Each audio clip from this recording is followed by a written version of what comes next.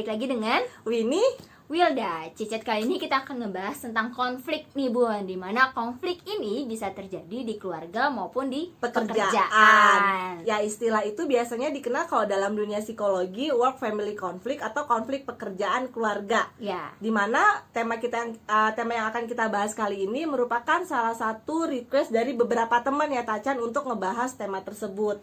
Yang kebetulan tema ini adalah salah satu judul disertasi saya.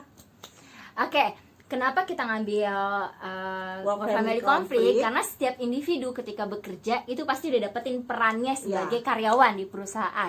Kalau misalnya di rumah itu pasti dia dapat peran namanya peran keluarga, bisa peran sebagai ibu, bisa Atau sebagai ayah atau anak, gitu kan ya Bun ya. Nah, ketika perannya tersebut antara peran pekerjaan dan peran yang ada di keluarga tidak seimbang, nah itu akan terjadinya konflik yang tadi udah disebutkan namanya Work family conflict. Nah, pada tema kita kali ini kita akan ngebahas tentang apa sih itu pengertian dari work family conflict ya Tacan. Kemudian 3 bentuk dari work family conflict itu dan dampak-dampak work family conflict seperti itu. Nah, nanti kita akan bahas secara tuntas ya Bun ya. Oke, poin yang pertama kita akan ngebahas tentang pengertiannya ya Bun ya. Nah, pengertian dari work family conflict. Nah, sebelumnya work family conflict itu sudah muncul dari tahun 1985.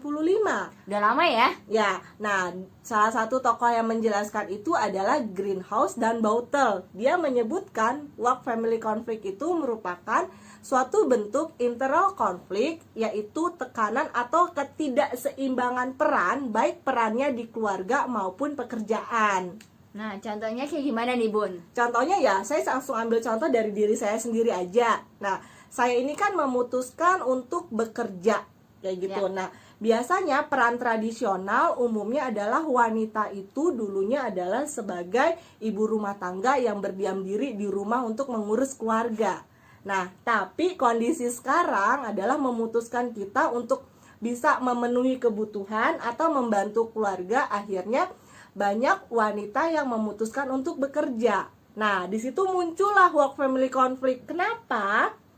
Nah, bisa muncul itu terjadi karena dia perannya sebagai ibu. Ya. Dia perannya sebagai karyawan. Kenapa sebagai ibu? Ibu dia harus mengurus keluarganya, mengurus anak-anaknya. Nah, terkadang kalau dia tidak mampu menyeimbangkan kedua perannya itu, akan muncullah work family conflict atau konflik pekerjaan dan keluarga. Nah, ini sebenarnya udah banyak ya penelitian tentang work family conflict, dan itu memang kebanyakan itu terjadinya di wanita yang bekerja ya Bun ya. Ya, khususnya banyak terjadi di wanita bekerja karena memang si wanita ini tuh harus mampu banget menyeimbangkan seperti itu. Meskipun ternyata laki-laki pun juga punya perannya di keluarga ya. Nah, dia perannya dalam keluarga misalnya dia harus bisa memenuhi kebutuhan keluarga kayak gitu. Atau juga dia harus mampu juga sih sebenarnya menjaga atau saling bekerja sama dalam menjaga anak-anak kayak gitu, bekerja sama juga dalam mengurus rumah. Belum lagi nanti dia perannya ketika di kantor dia sebagai karyawan dengan berbagai macam level yang berbeda.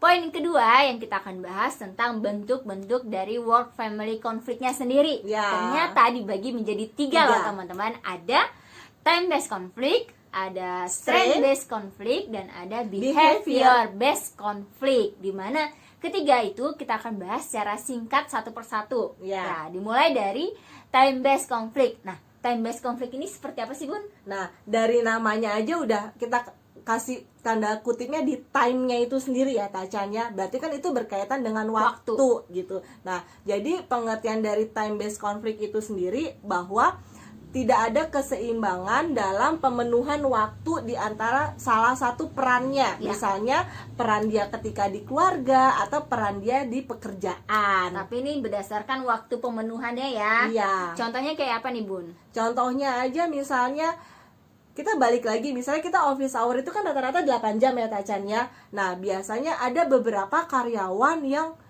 kerjanya itu melebihi porsi jamnya. Ya. Nah, kadang kan suka dapat komplain tuh dari keluarga, misalnya waktunya kurang lah kayak gitu bersama keluarga. Atau siapa yang kadang weekend masih suka kerja di rumah. Nah, hari Sabtu atau Minggu, kalau hari Sabtu masih mending ya Bun ya, Ya. ada beberapa yang masih masuk gitu ya. Nah, hari Minggu nih kalian masih kerja gitu kan. Nah, dimana biasanya hari Minggu ini ada waktu family time ya, family time, kumpul bersama keluarga atau anak-anaknya kayak gitu. Nah, namun ketika itu terjadi biasanya di waktu time itu dia tidak bisa memenuhi kayak gitu. Nah itu biasanya pernah nggak ada yang mah kok hari Minggu masih kerja ya, kapan nih mainnya sama aku, kan kadang suka kayak gitu ya Bun ya. Pernah ngalamin nggak Bun? Iya, berarti itu waktu pemenuhannya kurang dipenuhi pada saat bersama keluarga. Kedua yaitu strength based conflict nih Bun. Kayak gimana tuh Bun? Nah, dari strength based conflict itu sendiri kita bisa lihat bahwa terjadi pemenuhan tuntutan yang tidak seimbang, baik peran kita di keluarga maupun di perusahaan sebagai karyawan ya. Nah, contohnya kayak gimana tuh? Contohnya misalnya saya sendiri ambil contoh gitu ya. Saya memutuskan sebagai ibu bekerja. Jadi saya memiliki dua peran. Dua perannya itu adalah saya sebagai ibu di rumah dan sebagai karyawan di perusahaan. Biasanya konflik yang sering muncul atau sering terjadi pada wanita kayak gitu ya, ketika dia meninggalkan anaknya misalnya dalam kondisi kurang sehat ya Tacan ya. Jadi biasanya kalau dia meninggalkan anaknya dalam kondisi kurang sehat, biasanya dia di kantor itu pasti sedikit-sedikit tanya gimana kondisi anaknya, yang akhirnya sedikit mengganggu pekerjaannya di kantor seperti itu. Kenapa? Karena dia tidak mampu memenuhi perannya sebagai ibu di rumah seperti itu. Gitu. Atau sebaliknya juga nih Bun, ada konflik-konflik yang mungkin terjadi di pekerjaan. Contohnya di strength tadi apa tuh Bun? Ya, salah satunya itu memungkinkan sekali ya. Misalnya kita mendapatkan sebuah tekanan atau tuntutan pekerjaan yang agak sedikit tinggi, atau mungkin habis dimarahin sama bosnya atau atasannya seperti itu, hingga akhirnya itu kebawa ke rumah kayak gitu. Nah, pada saat di rumah ya mungkin dia harusnya kan ketika di rumah kita sebagai seorang pekerja, baik ayah, ibu atau misalnya si anak itu sendiri, dia bisa bermain perannya itu sesuai kayak gitu. Tapi ketika dia mendapat tekanan yang tidak sesuai, akhirnya dia mungkin murung kayak gitu, atau mungkin ketika dia diganggu sedikit sama anaknya akhirnya dia marah-marah, agak sensitif lah seperti itu. Bentuk yang terakhir, yang ketiga, ada behavior based conflict. Nah, itu yang kayak gimana Bun? Behavior based conflict itu sendiri mengacu kepada pola perilaku yang tidak dapat dipenuhi atau tidak seimbang ketika dia melakukan perannya di rumah maupun di pekerjaannya. Ya, betul banget. Nah, contohnya kayak gimana tuh Bun? Contohnya misalnya mungkin sebagian dari kita atau teman-teman kayak gitu pernah merasakan kok kadang pola perilaku yang kita terapkan di kantor itu suka kebawa ya di rumah, ataupun misalnya sebaliknya kayak gitu. Nah, padahal kan ketika kita menerapkan antara pola perilaku yang ada di rumah maupun di pekerjaan itu kan ada beberapa yang berbeda yang nggak bisa kita bawa kayak gitu. Nah, hal itu juga bisa memunculkan yang namanya konflik seperti itu. Kalau dia nggak bisa nyimbangin pola perilakunya dia di kerjaan sama di keluarga, dia bakal timbul konflik ya Bun ya. Nah, tadi kita udah dengar ada bentuk work life conflict ada tiga ada time based, ada strength based, sama behavior based. Nah, kita udah kenal beberapa bentuk yang terjadi di work family conflict ya Bun ya. Nah, gimana caranya kita menyeimbangkan peran kita di keluarga dan peran kita di pekerjaan nih Bun? Misalnya salah satunya kalau ketika kita di keluarga ya, bersama keluarga, kita misalnya melakukan family time, misalnya kita piknik atau keluar berlibur ya Bun ya, berlibur bersama keluarga, atau mungkin di rumah aja juga nggak masalah kayak gitu. Yang penting kualitasnya bersama keluarga itu bisa terpenuhi dengan baik ya, walaupun gitu. Waktunya itu cuma sedikit atau cuma sebentar, yang penting kualitas waktunya ya Bun ya. Iya, kayak gitu. Terus apa lagi nih Bun? Nah, salah satunya misalnya kalau di tempat kerja ya teman-teman. Nah, tempat kerja itu salah satu contohnya adalah kalau ada beberapa perusahaan yang melakukan outing kayak outing gitu bersama keluarga. Contohnya misalnya perusahaan suami saya nih, dia kadang sering banget setahun sekali ya kayak gitu ya, setahun sekali itu dia melaksanakan outing. Nah, outingnya itu bersama keluarga seperti itu. Nah, di saat itu kan kita bisa bagaimana sih kita bisa berkenalan satu sama lain, dan juga secara nggak langsung kita bisa tahu pekerjaan suami kita tuh kalau di kantor itu, kalau yang tadi saya bilang berkaitan dengan time,